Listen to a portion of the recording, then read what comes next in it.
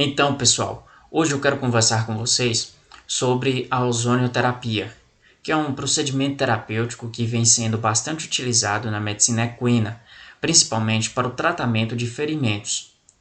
O ozônio parece algo novo para muitos, embora tenha sido utilizado em 1914 na Primeira Guerra Mundial para o tratamento de ferimentos dos soldados. Hoje eu irei falar a vocês sobre os benefícios, mas não apenas citá-los, e sim falar sobre o mecanismo de ação que envolve esses benefícios. Mas antes, quero apresentar a vocês o ozônio. O ozônio ele é bastante popular, até porque ele compõe a camada que protege o nosso planeta dos raios ultravioleta liberados pelo Sol. O gás ozônio é formado por 3 moléculas de oxigênio e foi descoberto em 1840 pelo alemão Christian, na qual ele observou odores diferentes quando disparou descarga elétrica sobre moléculas de oxigênio, O2. No entanto, foi o Werner von, outro alemão, em 1854, que conseguiu produzir ozônio ao criar um gerador capaz de produzir ozônio nas quantidades satisfatórias, 95% de O2, oxigênio, e 5% de O3, ozônio.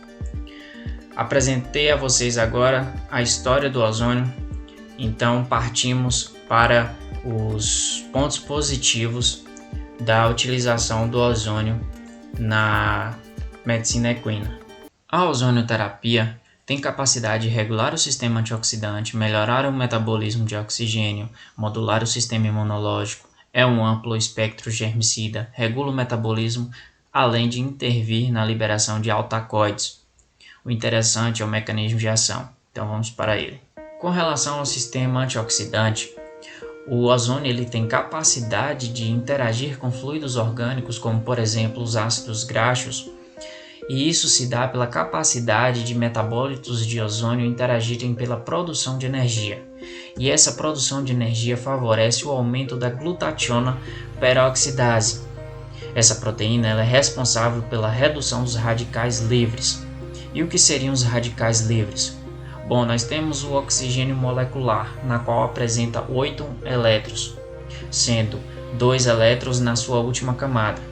Esses 2 elétrons eles estão parelhos, ou seja, eles não serão capazes de reagir com outra molécula.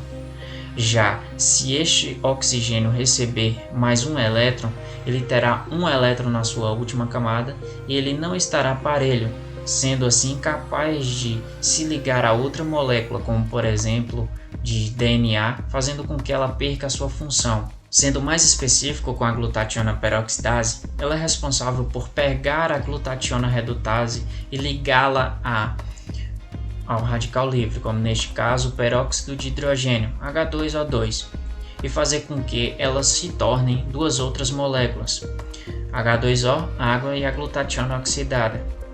A glutationa peroxidase é responsável por diminuir os níveis de radicais livres e também é responsável pelo aumento de ATP, haja vista que a mitocôndria necessita da glutationa para produzir ATP. Vocês lembram que eu falei que o ozônio ele tem capacidade de interagir com fluidos orgânicos, como por exemplo os ácidos graxos?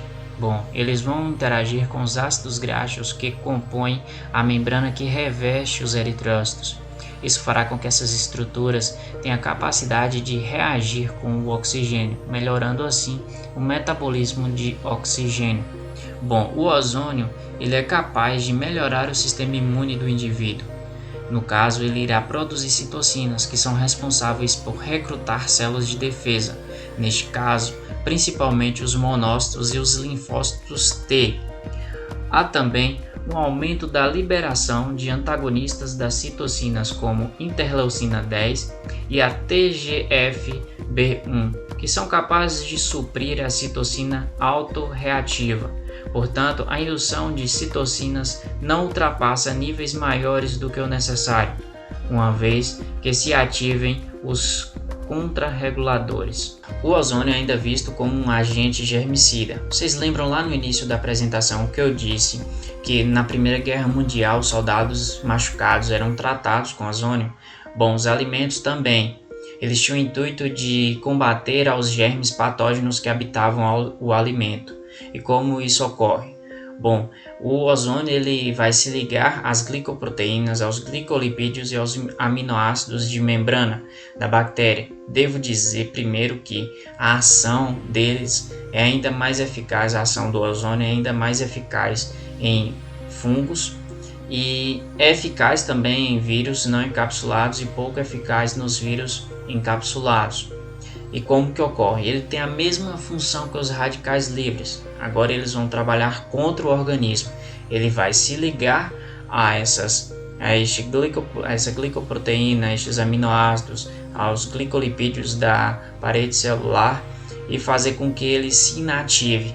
E então facilitando assim a destruição da parede celular por parte do sistema imune do indivíduo.